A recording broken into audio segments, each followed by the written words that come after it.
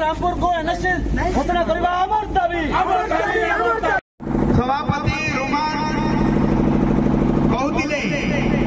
जे नवीन पट्टनायक प्रकृति घोषणा करते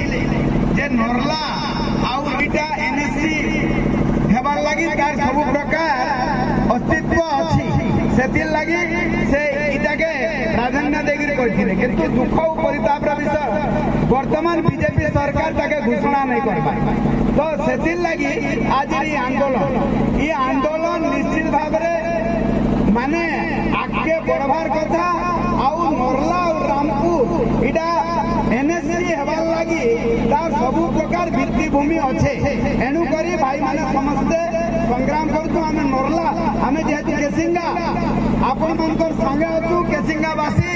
आपण मान जिते बेले आमके जेन प्रकार सहयोग मांगबे आम आपण मान के सहयोग करमु आउ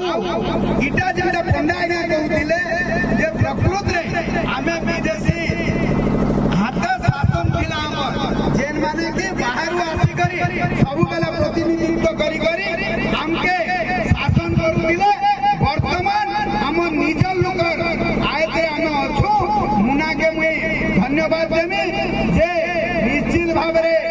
संग्राम जारी रहा तमें एमएलए हुआ नहीं हुआ आगामी दिन में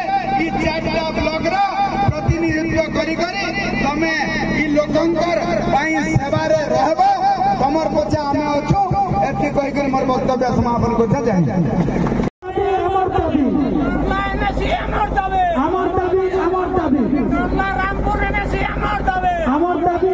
रामपुर